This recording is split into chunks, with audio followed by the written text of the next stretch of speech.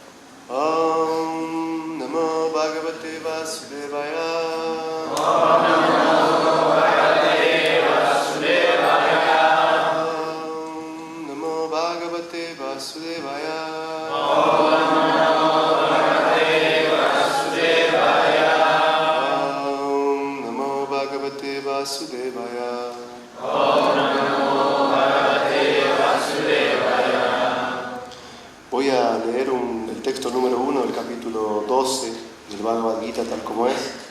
Y bueno, en este caso lo voy a pronunciar yo solo 3 veces y luego leo traducción y significado. Arjuna uvacha evam satata yuktaye bhaktastvam paryupasate yecha pyaksharamabhyaktam tesham ke yoga vitamaha. Arjuna uvacha evam satata yuktaye bhaktastvam paryupasate yacha pyaksharamabhyaktam tesham ke yoga vitamaha. Arjuna uvacha Evam satata yuktaye bhaktash tuam paryupasate ye chapyaksharamabhyaktam tesham keyaga Vittamaha. Traducción y significado por su divina gracia, Seva Bhaktivedanta Swami Prabhupada. Arjuna preguntó: entre aquellos que siempre están debidamente dedicados a tu servicio devocional y aquellos que adoran el Brahman impersonal, lo no manifiesto, ¿a quién se considera que son más perfectos? Krishna ya ha explicado lo referente a lo personal, lo impersonal y lo universal, y ha descrito a todo tipo de devotos y yogis. Por lo general, a los trascendentalistas se los puede dividir en dos clases. Una es la de los impersonalistas y la otra la de los personalistas. El devoto personalista se ocupa con toda su energía en el servicio del Señor Supremo. El impersonalista también se ocupa, mas no directamente en el servicio de Krishna, sino en meditar en el Brahman impersonal, lo no manifestado. En este capítulo se observa que, de los diferentes procesos que hay para comprender la verdad absoluta, el Bhakti Yoga, el servicio devocional, es el más elevado de todos. Si uno desea en realidad tener la compañía de la suprema personalidad de Dios, debe entonces emprender el servicio devocional. Aquellos que adoran al Señor Supremo directamente por medio del servicio devocional se los llama personalistas, y aquellos que se dedican a meditar en el Brahman impersonal se los conoce como impersonalistas. Arjuna pregunta aquí cuál de esas posiciones es la mejor. Hay diferentes maneras de llegar a comprender la verdad absoluta, pero Krishna indica en este capítulo que el Bhakti Yoga o el servicio devocional que se le presta a él es el más elevado de todos. Es la más directa y constituye el medio más sencillo para relacionarse con la divinidad. En el segundo capítulo del Bhagavad Gita, el Señor Supremo explicó que la entidad viviente no es el cuerpo material, ella es la chispa espiritual. Y la verdad absoluta es el todo espiritual. En el capítulo 7, él se refirió a la entidad viviente como parte integral del todo supremo y recomendó que ella trasladara toda su atención hacia el todo. Luego, además, en el octavo capítulo, se dijo que todo el que piensa en Krishna en el momento de dejar el cuerpo es trasladado de inmediato al cielo espiritual, a la morada de Krishna. Y al final del sexto capítulo, el Señor dijo claramente que de todos los yogis, aquel que siempre piensa en Krishna se considera que es el más perfecto. De manera que prácticamente en cada capítulo la conclusión ha sido que uno debe apegarse a la forma personal de Krishna, ya que eso constituye la máxima comprensión espiritual. Sin embargo, existen aquellos que no están apegados a la forma personal de Krishna. Ellos están firmemente desapegados, que incluso al elaborarle comentarios al Bhagavad Gita quieren apartar de Krishna a los demás y trasladar toda la devoción al Brahmayoti impersonal. Ellos prefieren meditar en la forma impersonal de la verdad absoluta, la cual se encuentra fuera del alcance de los sentidos y no está manifiesta. Así pues, en efecto, hay dos clases de trascendentalistas. Ahora, Arjuna está tratando de resolver la pregunta de qué proceso es más sencillo y cuál es de la clase más perfecta. En otras palabras, él está aclarando su propia posición porque está apegado a la forma personal de Krishna. Como él no está apegado al Brahman impersonal, quiere saber si su posición es segura. La manifestación impersonal es un problema para la meditación, ya sea en este mundo o en el mundo espiritual del Señor Supremo. En la práctica, nadie es capaz de concebir perfectamente el aspecto impersonal de la verdad absoluta. Por lo tanto, Arjuna quiere decir de qué sirve esa pérdida de tiempo. Arjuna tuvo la experiencia en el 11º capítulo de que estar apegado a la forma personal de Krishna es lo mejor, ya que él pudo entender así todas las demás formas al mismo tiempo y su amor por Krishna no se vio perturbado. Esa importante pregunta que Arjuna le hizo a Krishna aclarará la diferencia que hay entre las concepciones personal e impersonal de la verdad absoluta. Y el texto era: Arjuna uvacha evam satata yuktaye bhaktash tuam paryupasate yechapyaksharamabhyaktam tesham ke yoga vitamaha. Arjuna preguntó: entre aquellos que siempre están debidamente dedicados a tu servicio devocional y aquellos que adoran el Brahman impersonal, lo no manifestado, ¿a quién se considera que son de lo más perfectos? Jai Namo Vishnupadaya Krishna Prestaya Bhutale Srimate Hanumat Rasak Swamin Iti Namine Panchakalpadalubhyascha Kripa Sindhubhya Vacha Patitanam Pavanebhyo Vaishnavebhyo Namo Namaha. Nuevamente, buenas tardes y bienvenidos a todos, a los que vienen por primera vez y a los que vienen siempre. Hoy quisiera comenzar agradeciendo a Mahahari Prabhu, que muy cortésmente me autorizó a venir al templo a dar la clase, Y también quiero agradecer a todo el esfuerzo de los devotos de Dasa Nudasa, que están haciendo un servicio muy importante, y en especial a Madhavendra Prabhu, que me invitó hoy a poder hablar acerca del texto de Upadeshamrita. El punto es que tengo que confesarles algo. Es bastante desagradable para mí venir al templo. No es en sí estar en el templo lo desagradable, sino llegar. Sí. En el templo la verdad es que la paso muy bien. Pero el punto es que como tomo transportes públicos, los pocos domingos que vengo al templo, en general hay partidos de fútbol. Y en consecuencia uno puede ver que hay bandas que van por las calles y personas un poquito alteradas, un poco, no mucho. Y hay cánticos, y hay un poco de ira, un poco de violencia. Y obviamente hay odio, ¿sí?, entre personas que integran diferentes hinchadas, ¿sí? Incluso a veces, por ejemplo, me ha pasado que el tren ha tenido que pasar de largo en una estación porque se agarraban. Entonces, uno podría decir, bueno, en realidad esa tendencia a la ira, a la violencia y al odio es una tendencia propia de la gente burda. Pero el punto es que también en el ámbito un poco más sutil podemos encontrar esa violencia. Como ustedes saben, el cristianismo es una religión muy excelsa y que tuvo sus orígenes en la prédica misma de Cristo, el cual no dejó nada escrito, y sus primeras enseñanzas fueron transmitidas por sus apóstoles. Pero después de algunos siglos, cuando el cristianismo comenzó a expandirse por el mundo antiguo y comenzó a ganar adeptos no judíos, el cristianismo tuvo la necesidad de poder constituirse filosóficamente. Y eso ocurrió aproximadamente en el siglo II después de Cristo, y aparecieron los primeros padres de la Iglesia, los cuales comenzaron a entablar un diálogo entre las verdades de la fe reveladas en la Biblia y los conceptos filosóficos elaborados por los filósofos griegos y romanos en alguna manera también. Y así surgió un primer movimiento intelectual que tuvo la Iglesia, muy importante, la patrística. Y posteriormente, en el siglo XIII, aparece la escolástica, y dentro de la escolástica tenemos a un gran teólogo y filósofo cristiano que es Santo Tomás de Aquino. Y uno podría decir que la violencia es una cuestión de gente burda y de hinchas de fútbol, pero me llamó mucho la atención cuando leí un libro muy importante de él, La Suma contra Gentiles. En La Suma contra Gentiles, Santo Tomás de Aquino lo que hace es guerrear intelectualmente con musulmanes y judíos para demostrar que la única religión verdadera es el cristianismo. Entonces, así como para alguien Boca es el equipo supremo y me enojo con River, hay quienes piensan que su religión es la suprema, que mi Dios es verdadero, que tu Dios es falso y que mi Dios va a aporrear a tu Dios en cuanto se enfrente. Y si por algo estoy acá es por la visión ampliamente filosófica que tiene este proceso de conciencia de Krishna. A mí siempre me resultaron y me resultan muy atractivas las enseñanzas de Srila Prabhupada.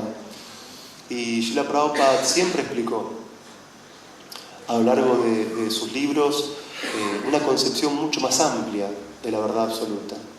Una concepción que en realidad puede abarcar todo tipo de procesos y de niveles de avance espiritual. De hecho, cuando uno observa los viejos videos de Prabhupada, Prabhupada nunca le decía a los cristianos que su religión era falsa, jamás.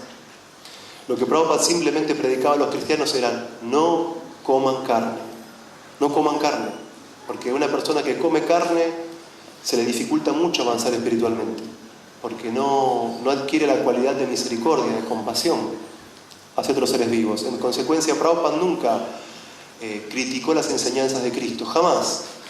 Lo que él criticaba era a los cristianos que no seguían a Cristo.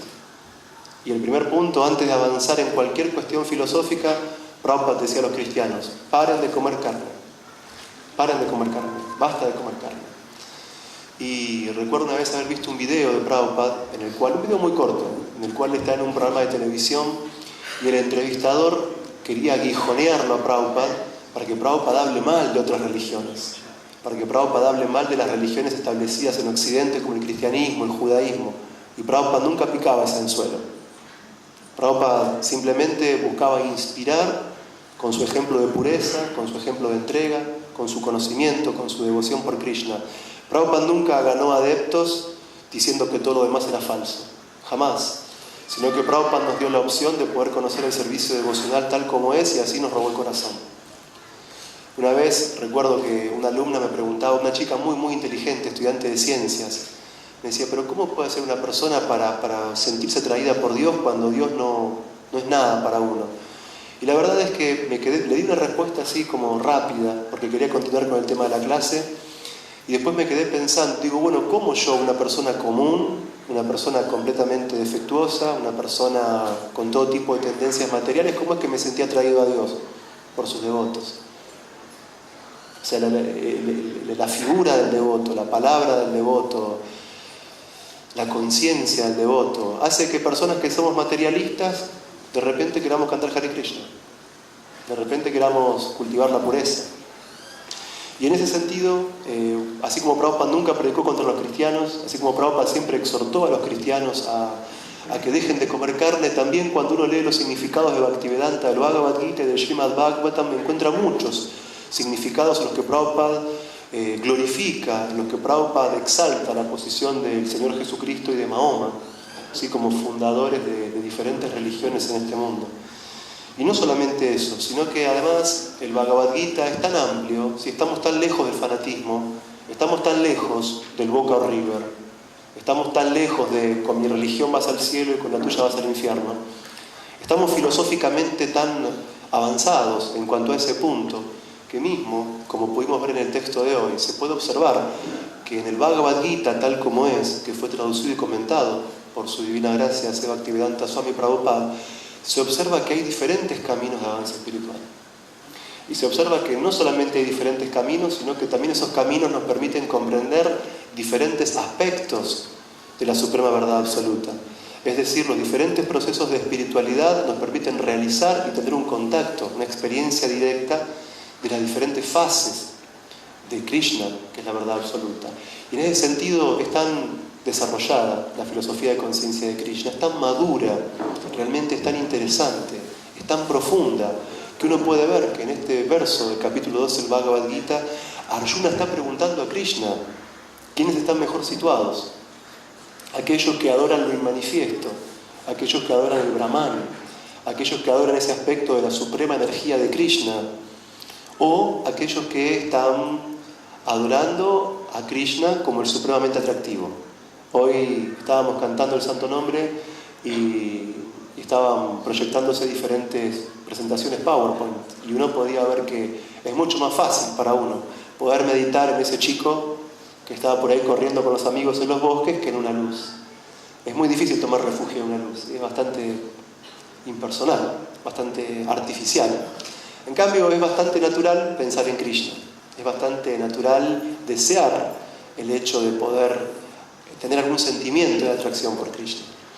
Y como podemos ver, el Bhagavad Gita es filosóficamente tan completo que de hecho expone que diferentes personas que tienen diferente carácter y que tienen diferentes deseos y que tienen diferentes niveles de comprensión van a poder acercarse a Krishna en forma de Brahman, van a poder acercarse a Krishna en forma del Paramatma, o van a poder acercarse a Krishna en su aspecto personal como Bhagavan mismo, y que todos esos procesos son genuinos, son reales esos procesos, pero son importantes, son genuinos. Sería una cuestión absurda, sería una cuestión fanática y sería una cuestión basada en la ignorancia querer negar la importancia de los demás procesos. No solamente para un Vaishnava sería absurdo y obcecado negar la importancia del Brahman, sino que también para un Vaishnava sería absurdo y poco inteligente negar el valor que tienen los demás procesos espirituales por fuera de la cultura védica, porque a diferentes personas les van a servir y les dan un nivel de aproximación gradual para seguir avanzando. Pero, o sea, además de esa concepción tan tolerante, de esa concepción tan abierta y tan filosófica que en lo particular a mí me atrae este proceso, aún así podemos entender en base no a una hipótesis, no en base a una teoría, no en base a una posición partidista, que si el Bhagavad Gita es, como Prabhupada lo explica, la canción misma del Señor, las palabras mismas de Krishna que fueron habladas hace 5.000 años en la batalla de Kurukshetra. Y si pensamos que Krishna es la suprema personalidad de Dios y el maestro supremo de todas las entidades vivientes, Krishna concluye que de todas las prácticas espirituales, el servicio devocional de alguna forma es la más elevada. ¿Por qué? Porque como dice él en el capítulo 6 del Bhagavad Gita, que aquel que siempre piensa en mí que me presta un trascendental y amoroso servicio, que se refugia en mí, es el que más íntimamente está unido a mí a través del yoga. Entonces, nosotros tenemos, gracias a Prabhupada, esa comprensión filosófica para no caer en la violencia de los hinchas de fútbol, ni en el fanatismo religioso que llevó a los occidentales en la Edad Media a las cruzadas, ¿sí? a matar herejes, a imponer un catecismo violento de conversión o muerte, ¿sí? Como fue en la Edad Media. Sino que nosotros podemos valorar la importancia de nuestro proceso de avance espiritual, pero simultáneamente podemos apreciar la importancia de otros procesos. Y por eso es que podemos comprender a los demás. Y por eso es que, como el Bhakti Yoga es la práctica de yoga más elevada, y uno podría decir, ¿y cuál es el argumento? Porque en realidad el proceso de conocimiento, o jnana, nos pone en contacto con el aspecto impersonal de la suprema verdad absoluta. El proceso de meditación, dhyana, nos pone en contacto con Paramatma, que es el aspecto localizado. Pero el Bhakti nos pone en contacto con Bhagavan mismo, con Krishna mismo. Y Prabhupada daba el ejemplo que en cuanto a la comprensión del Sol, es avanzado poder comprender los rayos solares, pero es más avanzado poder comprender la esfera del planeta Sol. Pero todavía es mucho más avanzado poder comprender el núcleo o lo interno que sucede dentro del Sol. Entonces, es bueno meditar en el Brahman, es muy bueno. Es muy bueno practicar austeridades para comprender a Paramatma, pero todavía es mejor comprender el aspecto personal de Krishna. ¿Por qué? Porque nos pone en contacto con el aspecto más íntimo de la verdad absoluta. Entonces, en ese sentido, el devoto es como que está situado en una especie de escalera, y una parte muy elevada de esa escalera, y por eso es que puede mirar hacia abajo y comprender todo lo demás. En ese sentido, comprendemos, respetamos todo lo demás, pero aún así sentimos una especial atracción por este proceso de Bhakti Yoga que nos dio Srila Prabhupada. Y en este proceso de Bhakti Yoga hay tres elementos que son fundamentales. El adorador, la suprema personalidad de Dios, Krishna, el supremo ser adorable, ¿sí? El adorador, que es el devoto, y el proceso vinculante, ¿sí? Que es el servicio amoroso mismo.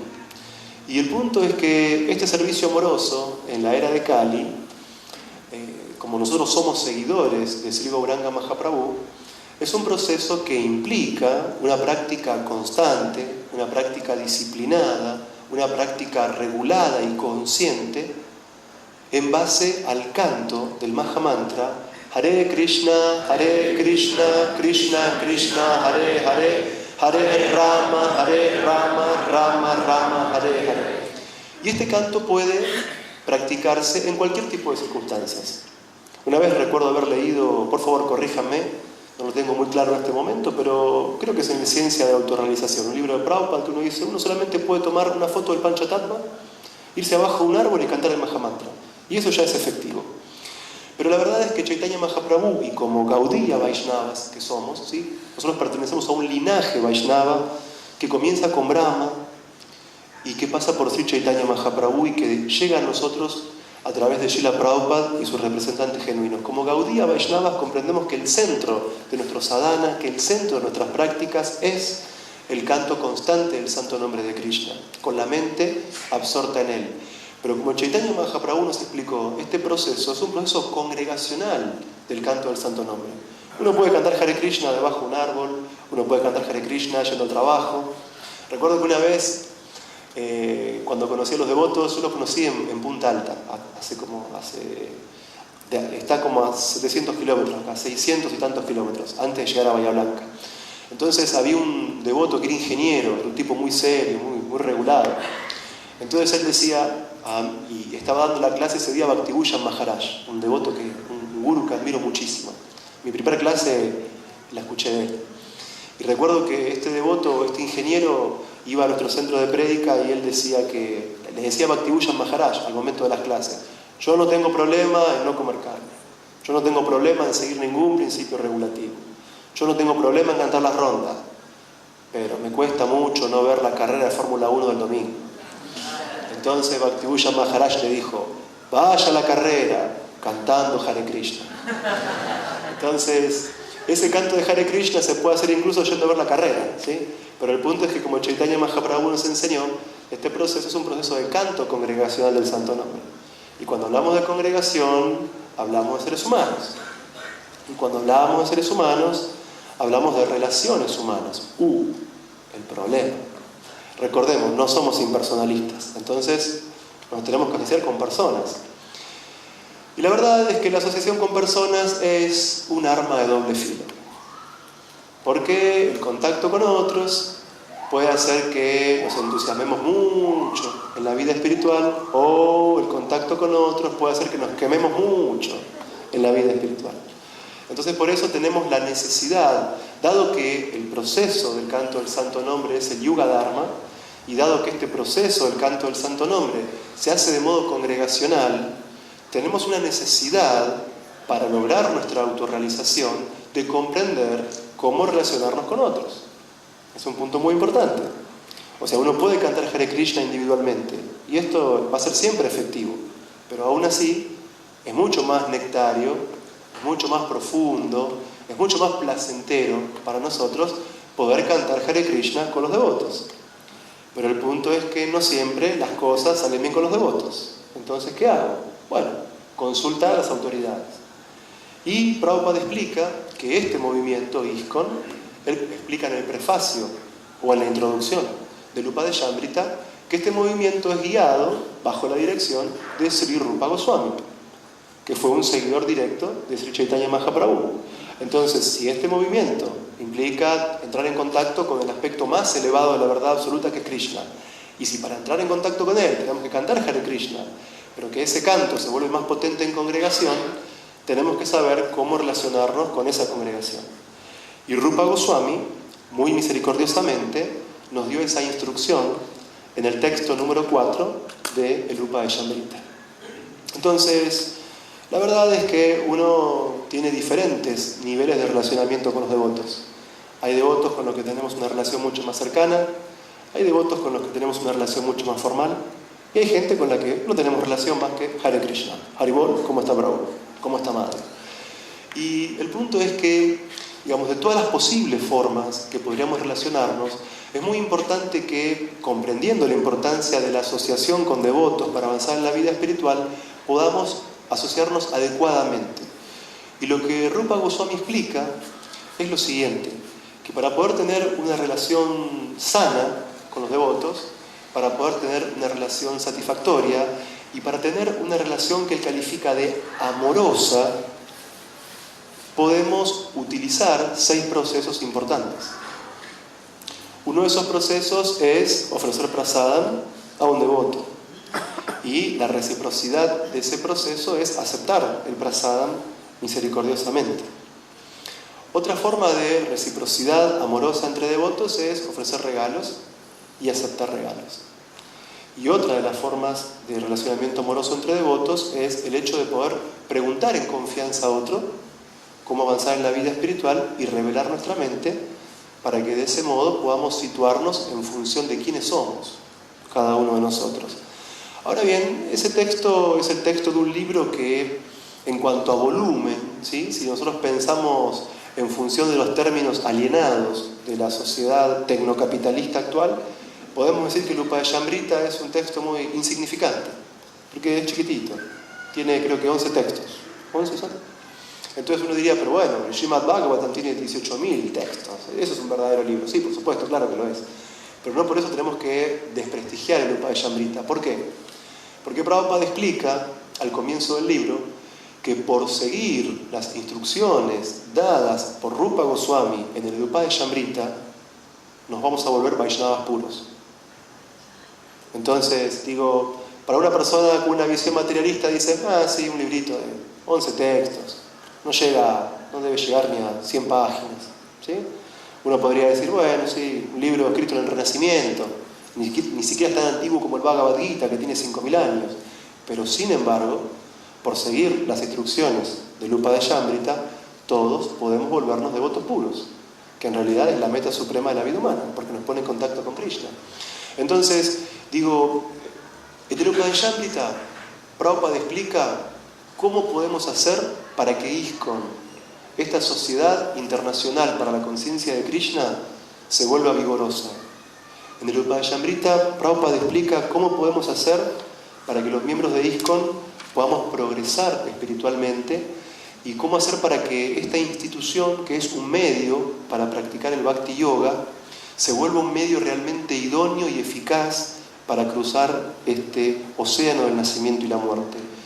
Y voy a citar textualmente a Prabhupada en el significado del texto 4 del Upadeshamrita. Prabhupada dice lo siguiente: ISKCON ha sido establecida para facilitar las 6 clases de intercambios amorosos entre devotos. O sea, esta institución no es para volvernos famosos, no es para volvernos ricos, no es para conquistar el mundo, ¿sí? No es un movimiento totalitario, así que busca una ampliación, digamos, irrestricta, sino que en realidad esta institución está hecha para que cada devoto y para que cada devota pueda asociarse con otros devotos amorosamente, ofreciendo prasadam, aceptando prasadam, ofreciendo regalos, aceptando regalos, preguntando, respondiendo, abriendo nuestra mente a otro en el cual tenemos confianza para poder progresar en la vida espiritual. O sea, este no es un movimiento, digamos, que tenga algún fin artificial, sino que nosotros buscamos relacionarnos con la suprema personalidad de Dios. Hay un texto del capítulo 8 del Bhagavad Gita. Krishna en el capítulo 8 siempre hace énfasis en la importancia de recordarlo a Él, y sobre todo en el momento de la muerte, porque quien recuerda a Krishna vuelve con Él. Pero el punto es cómo recordarlo a Krishna. Entonces Krishna mismo explica en el capítulo 8 del Bhagavad Gita que uno debe meditar en mí como una persona, como el más antiguo de todos, como el controlador de todos, como el sustentador de todo, como aquel que es más pequeño que lo más pequeño, que es trascendental y que es achintya, inconcebible. Entonces, si la meta de nuestro sadhana es relacionarnos puramente con una persona que es Krishna, tenemos que empezar a entrenar ahora mismo en el relacionamiento con los demás, con el resto de los Vaishnavas. Y Rupa Goswami explica cómo hacerlo, y explican que en realidad ese es el fin de ISKCON. Si naturalmente nosotros vamos a aprender a relacionarnos bien con los devotos, vamos a aprender a relacionarnos bien con Krishna, porque este proceso es personal. Nadie puede amar una luz. Nadie puede amar una luz. Nadie en un momento así un tanto complejo de su vida puede tomar refugio en el Brahman. Es mucho más natural pensar en Krishna, como el Señor Supremo, como el Controlador Supremo y como Suhridam Sarvabhutanam, como el amigo supremo. Es natural pensar en Krishna, porque es una persona. Y es natural querer tener relación y contacto con otras personas.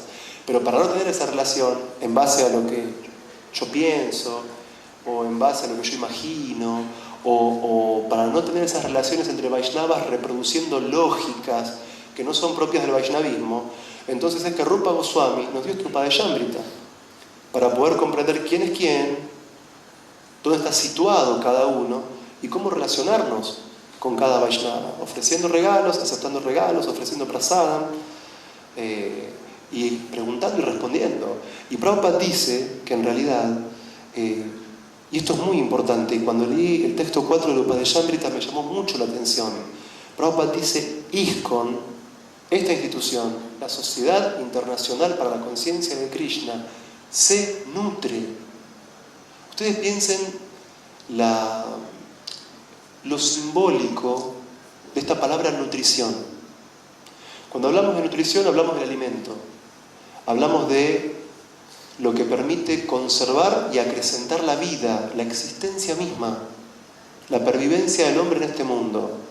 Entonces Prabhupada no fue casual que él diga que ISKCON se nutre con las 6 clases de intercambios amorosos entre devotos, porque nutrirnos implica alimentarnos, implica crecer, implica desarrollarnos, implica tener la capacidad para poder llevar una existencia satisfactoria. Entonces uno puede ver que nosotros los devotos usamos así ropas orientales al momento de dar la clase. Uno puede ver que hay todo un conjunto de principios regulativos que estipulan la conducta de los Vaishnavas. Uno puede ver que hay un programa de esto, un programa de Food for Life, Namahata. Pero el punto es que hay un Bhagavad Gita, un Srimad Bhagavatam, Chaitanya Charitamrita, clases de Prabhupada, videos y tantas palabras, libros, actividades. Y uno se pregunta: ¿y todo eso para qué? ¿Para qué? Para relacionarnos amorosamente entre devotos. Porque así ISKCON se nutre, ISKCON crece e ISKCON avanza. Entonces, Prabhupada no se quedó únicamente en la presentación formal de este principio, sino que Prabhupada mismo explicó cómo es que ISKCON se nutre en los relacionamientos amorosos entre Vaishnavas. Entonces Prabhupada dice que diferentes personas se acercan a ISKCON y de alguna forma prestan algún tipo de servicio. Hay gente que viene al templo y barre el templo, hay gente que viene al templo y da donaciones, ¿sí? En este momento hay un club de amigos del templo y con muy poco Lakshmi uno puede realmente ayudar mucho a los Vaishnavas que están dedicados 100% al servicio consciente de Krishna dentro de la institución. Entonces Prabhupada dice, la gente viene a ISKCON, da donaciones, y los devotos que son sinceros y que son inteligentes y que tienen conciencia de Krishna no usan esas donaciones para su complacencia de los sentidos. No se conciben a sí mismos como disfrutadores, sino que entienden que Krishna es el disfrutador, y Prabhupada explica qué se hace con ese dinero. Que los devotos organizan festivales, que los devotos organizan programas, que los devotos organizan actividades para que la gente sea consciente de Krishna. Entonces los devotos preparan prasadam e invitan a la gente a tomar prasadam. Y a veces Prabhupada explica también en el texto 4 de Lupa de Shambrita una actividad que es muy importante, que los mismos devotos que viven fuera del templo pueden invitar a otros devotos del templo o devotos amigos a tomar prasadam a su propio hogar. Entonces uno puede asistir al templo económicamente, con tiempo, con esfuerzo, con diferentes formas de organizar una institución, y como consecuencia los devotos retribuyen eso amorosamente organizando una fiesta maravillosa como esta, donde hay toda una linda decoración, donde hay presentaciones PowerPoints, donde se canta, donde se habla acerca de Krishna, y así nos relacionamos amorosamente, y así somos felices, porque somos personas. Así como no es normal meditar en el Brahman, no es normal el hecho de tratarnos como si fuéramos máquinas o robots, sino que somos personas que tenemos contacto con personas y tenemos que saber, dado que este es un movimiento congregacional, cómo relacionarnos. Entonces, alguien da una donación, alguien prepara la fiesta, alguien prepara el prasadam, otro toma prasadam, y después alguien invita a tomar a los devotos prasadam a su hogar. Entonces, Prabhupada dice lo siguiente, que también las personas que se acercan a ISKCON, hay muchas clases de personas que de alguna forma entablan un contacto con este movimiento, ¿sí? Hay gente que esto le gusta porque es exótico, hay gente que le gusta porque se viene a comer, hay gente que le gusta porque realmente quiere avanzar en la vida espiritual. Entonces, cuando uno realmente comienza a escuchar acerca de esta filosofía, cuando uno poco a poco se da cuenta que el tiempo pasa y nos vamos poniendo viejos, ¿sí? que ya no tenemos el cuerpo de cuando éramos niños, que ya no tenemos el pelo de cuando éramos adolescentes, y cuando uno filosóficamente comienza a comprender que no soy el cuerpo, que soy un alma espiritual, y que como alma espiritual tengo que estar dedicado a actividades que realmente sean espirituales y que permitan elevar mi conciencia. Entonces ahí aparece otra forma de relacionamiento amoroso. No solamente hay prasadam, sino, bueno, Prabhu, ¿cómo puedo cantar mejor mi yapa? Prabhu, ¿cómo podemos estudiar los libros de Prabhupada? Prabhu, ¿qué puedo hacer? ¿Qué puedo hacer para desde mi posición como casado, como soltero, como estudiante, como político, como abogado, como ama de casa? ¿Cómo hago para avanzar en la vida espiritual? Y pensemos esto, quiero que reflexionemos todos sobre este punto. Para una persona abrir su corazón y preguntar no es fácil. Es más fácil abrir la boca para tomar prasadam, ¿sí? Pero es más difícil sincerarse y preguntarle a otro cómo hago para avanzar en la vida espiritual. Entonces, es un paso importante a dar en la vida espiritual, preguntar cómo hago para avanzar. Y por eso quien escucha la pregunta y quien es el receptor de esa pregunta también tiene que ser muy serio. También tiene que entender que uno no le pregunta a cualquiera, que uno no abre su mente a cualquiera. Entonces, así como la pregunta se hace seriamente, la respuesta también tiene que ser seria. Uno tiene que involucrarse en la respuesta. Uno tiene que sopesar sus palabras. Porque cuando para alguien uno significa una autoridad, la palabra que uno emite tiene mucho efecto. Entonces tenemos que ser muy conscientes y muy cuidadosos y muy responsables en cuanto a qué tipo de respuesta damos en este tipo de relacionamiento Vaishnava, que es revelar la mente y preguntar en confianza. Y otro punto es muy importante, nosotros somos pocos y nos conocemos mucho. O sea, mal que mal, yo he visto crecer generaciones de devotos, yo he visto desaparecer generaciones de devotos, yo he visto madres jóvenes que ahora le tienen hijos adolescentes, devotos jovencitos que ya van por el tercer hijo, gente que estudió, gente que trabaja, que se mudó, que viajó, que volvió de India. Acá nos conocemos todos, o al menos de cara. Entonces también es muy importante que si alguien tiene la confianza para preguntar a otro y revelar la mente, que sepamos ser confidenciales. Porque si no podemos herir mucho a otro cuando alguien nos pregunta algo en confianza y después lo divulgamos todo por Facebook, ¿sí? o en el pasillo del templo.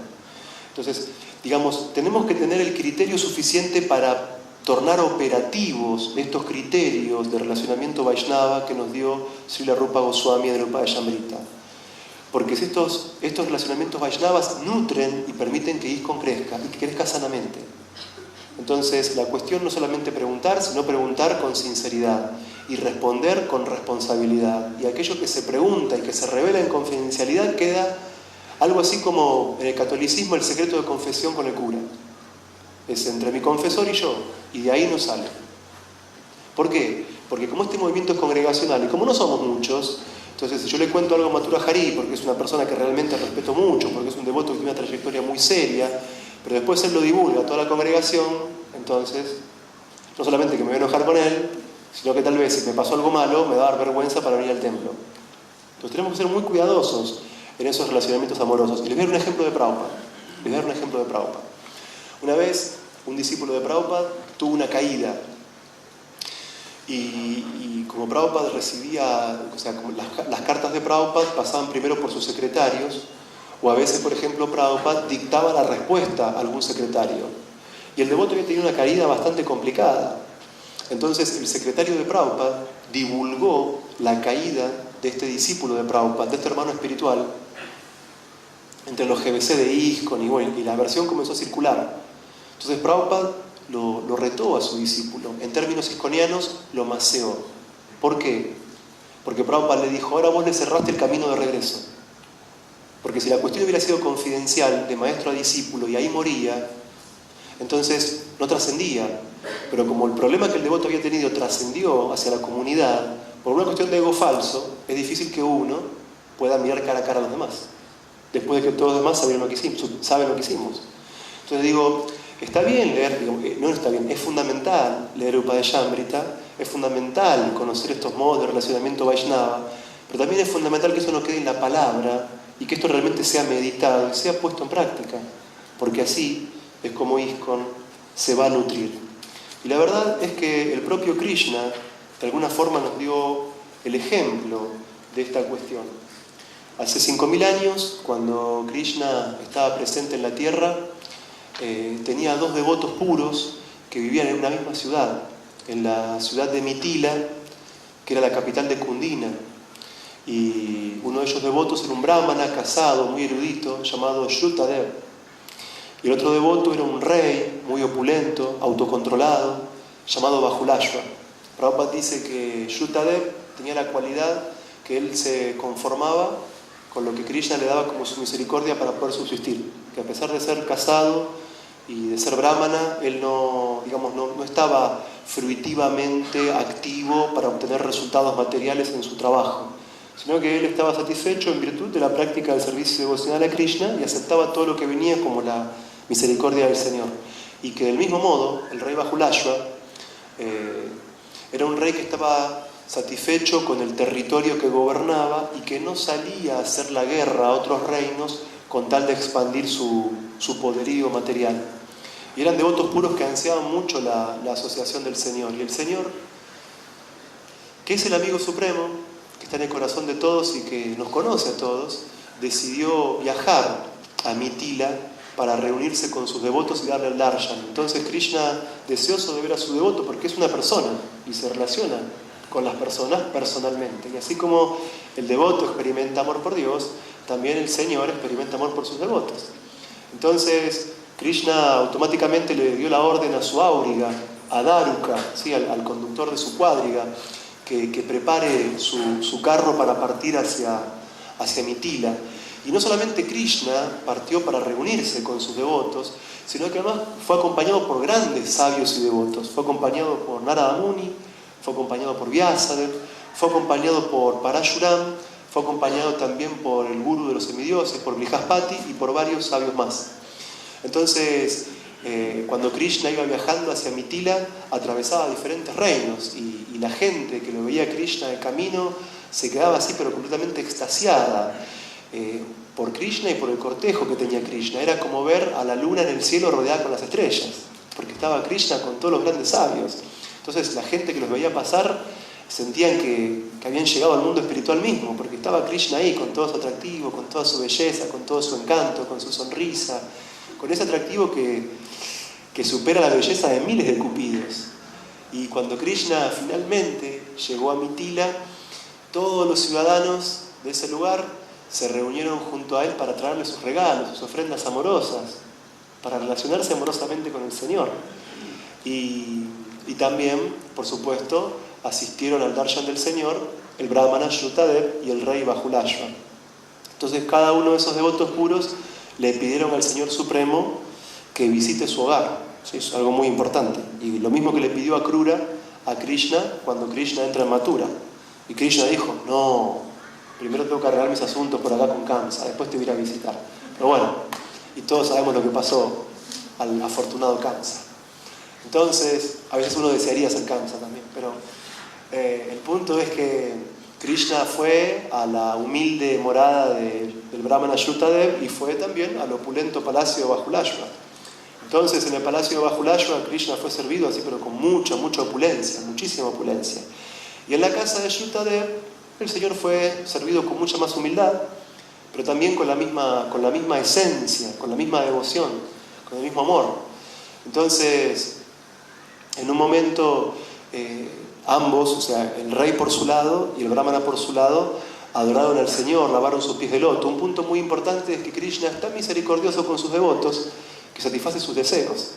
Como Krishna fue invitado en simultáneo por Bahulashva y por Shrutadev, todos sabemos que el Señor Krishna tiene la capacidad de expandirse.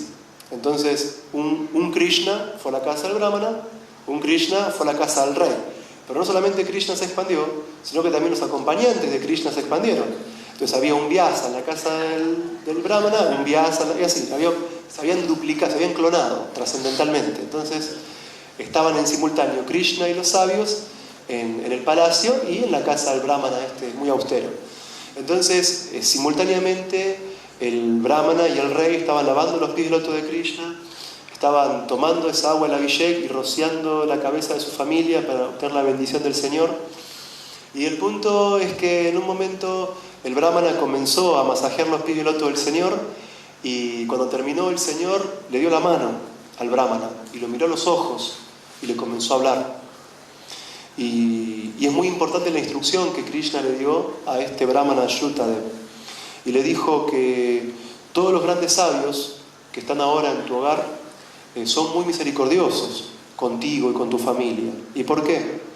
Porque en realidad en Occidente no tenemos tanto esta costumbre, sí algunas personas piadosas, no muchos. Por ejemplo, mi hermano es cristiano y él va una vez al año caminando hasta Luján, pero acá no es muy común que la gente haga masivamente peregrinaciones. Pero en la India sí, porque la gente es muy piadosa. Entonces el Señor Krishna le dijo al brahmana Shrutadev, estos sabios son muy misericordiosos contigo porque la mayor parte de las personas viaja a los lugares sagrados para purificarse, para tomar baño, pero en realidad lo que vuelve sagrado a los lugares sagrados es la presencia de estos sabios, de estos devotos puros. Entonces Krishna también le dijo al brahmana Shrutadev, dice, yo quiero mucho más a los devotos que a mi propia forma de Narayan, esa forma de 4 brazos, opulenta, que está en Vaikunta, con el disco, la masa, la caracola, la flor de loto. Para mí es más querido el devoto que el mismo señor Narayan. El señor Krishna le dijo al brahmana Shrutadev que por adorar fielmente a los Vaishnavas, uno adora a Krishna mejor que si lo adora a Krishna directamente. Y una instrucción muy similar en uno de los Puranas le da el señor Shiva a Madre Parvati. Y también Krishna le dijo al brahmana Shrutadev que si alguien intenta adorarme directamente sin adorar a mis devotos, yo no acepto dicha adoración aunque sea muy opulenta. A Dios no lo podemos sobornar. Él es Bhagavan, tiene todo en plenitud. Entonces, si uno lo adora a él sin adorar a su devoto, entonces Krishna no acepta esa adoración. De hecho, cuando nosotros cantamos Yapa o antes de cualquier programa, primero Nama, Om, Vishnu, Padaya, adoramos a nuestro maestro y después al Señor. Y de hecho, todos los que leyeron el Chaitanya Charitamrita saben que hay un caso muy famoso de un Vaishnava que cayó porque, por favor, ayúdenme con el nombre porque no lo recuerdo, pero creo que era otro, que era un Vaishnava que cayó, explica Srila Das Kaviraj Goswami, porque tenía fe en Chaitanya Mahaprabhu, pero no en Nityananda. Ahí está, muchas gracias a Diyagya Prabhu. Bueno, acá los Vaishnavas eruditos confirman. El hermano de Srila Krishnadas Kaviraj Goswami. Observen qué interesante. Un devoto que tenía una fe completa en el señor Chaitanya, pero no en el devoto, en el señor Nityananda, cayó. Entonces digo, hay lugares donde impera el fanatismo. En la conciencia de Krishna no, porque tenemos una visión mucho más filosófica de la cuestión. Entendemos que son importantes todas las religiones, pero que nuestro Dharma tiene una impronta realmente muy valiosa. Podemos también ver que de alguna forma este proceso está basado en el canto del Santo Nombre y que el canto del Santo Nombre es mucho más potente cuando se da en congregación. Y si estamos asociados en una congregación, tenemos que hacerlo no en base a especulaciones, sino en base a los preceptos de las Shastras. Y Rupa Goswami nos explica que por ofrecer prasadam, aceptar prasadam, por ofrecer regalos, aceptar regalos, que por hacer preguntas y por revelar la mente, ISKCON va a nutrirse e ISKCON va a crecer sanamente. Entonces, Krishna mismo está confirmando con el ejemplo de Bahulashva y de Shutadev la importancia de la asociación. Entonces, este pasatiempo concluye en el sentido que en el libro de Krishna, el capítulo es, si quieren chequearlo, el rapto de Subhadra y la visita a Shutadev y Bahulashva. Explica Krishna que tanto el rey como el sabio que tanto el rey como el brahmana adoraron en presencia de Krishna a los devotos presentes, tal como a Dios mismo. Y que esos devotos vivieron muy pacíficamente toda su vida y finalmente lograron ingresar en el reino de Dios. Entonces, a modo de síntesis, podemos decir que es muy importante comprender que este movimiento es congregacional, que es muy importante saber cómo relacionarnos, que es muy importante que el texto de Rupa Goswami no sea meramente una cuestión técnica, sino una cuestión de aplicación real en la vida de los devotos, porque así todos nosotros vamos a nutrirnos. Cuando uno se asocia con devotos, entonces la vida se vuelve sublime. ¿Por qué? Porque se reorientan las metas de nuestra existencia. Dime con quién andas, te diré quién eres. Entonces, el punto es que cuando uno se asocia con los devotos, también quiere ser consciente de Krishna. Cuando uno se asocia con los devotos, por el hecho de cantar, por el hecho de reunirnos, obtenemos esa capacidad, esa energía, ese Shakti para poder trascender las actividades materiales y para volvernos serios en la vida espiritual. Cuando uno cultiva relación con los devotos es como cuando uno pone un hierro en el fuego. El hierro y el fuego son totalmente diferentes. Pero cuando el hierro está mucho tiempo en el fuego, adquiere las cualidades del fuego. Y así somos nosotros. De hecho, es mi ejemplo. Una persona materialista viene acá, se encuentra con devotos maravillosos. ¿Y qué pasa? Uno quiere todos los días cantar Hare Krishna. Entonces, si nos ponemos en contacto con los devotos, si sabemos cómo relacionarnos con los devotos, vamos a volvernos devotos. La meta de nuestra vida va a ser muy sublime. Y además, hay algo muy importante. Adquirimos buenas cualidades y podemos trascender la mera razón. ¿Por qué? Porque hay personas que nos aproximamos intelectualmente a este proceso y realmente aprendemos muchísimo de los libros de Prabhupada y los libros de Prabhupada son nuestra vida y alma. Pero ¿qué es lo que pasa? Hay algo muy importante, que en el contacto con los devotos, que en el canto de Hare Krishna, uno puede de alguna forma trascender la razón para experimentar internamente que para uno esto es lo mejor. ¿Por qué? Porque meramente no hay una convicción intelectual en base a los argumentos que Prabhupada da shastricamente hablando, sino que al cantar Hare Krishna uno puede experimentar que este es el néctar que estamos siempre ansiando. Y por eso cantamos Hare Krishna, Krishna Krishna, Hare Hare, Hare Rama, Rama Rama, Hare Hare. Y no es meramente una cuestión filosófica. Al cantar Hare Krishna con los devotos somos felices. Y por eso estamos siempre deseando esto. Y por eso queremos más. Entonces, si entendemos que esto es congregacional y si entendemos cómo relacionarnos con los devotos, al igual que Bahulashva y Shutadev, vamos a ser muy felices en esta vida. ISKCON se va a nutrir, va a ser fuerte y va a dar la oportunidad a otros de que se vuelvan conscientes de Krishna y al final todos vamos a retornar a la morada del Señor, donde todo es eterno, pleno en conocimiento y bienaventuranza. Muchas gracias.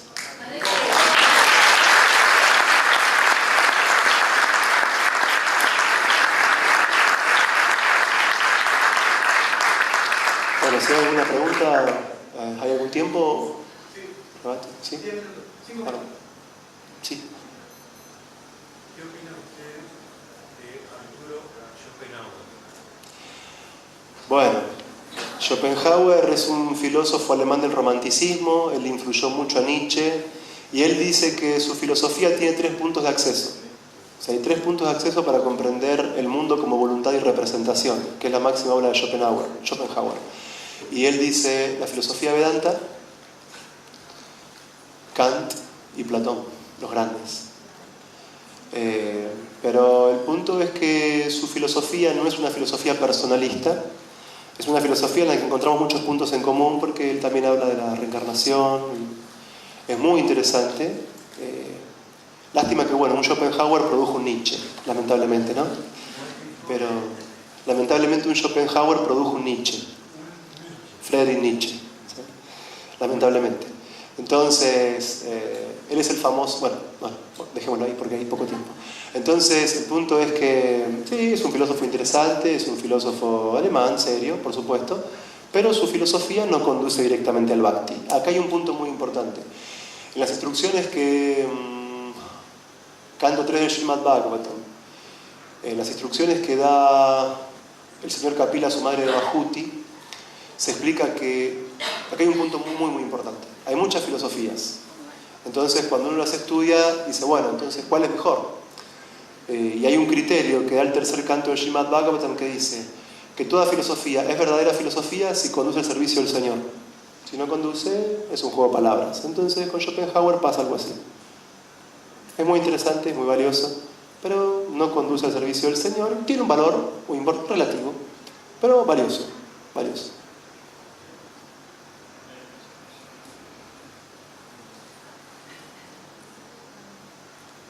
Bueno, como dice Bhakti Bhushan Swami, si no hay preguntas, o todos entendieron todo o nadie entendió nada.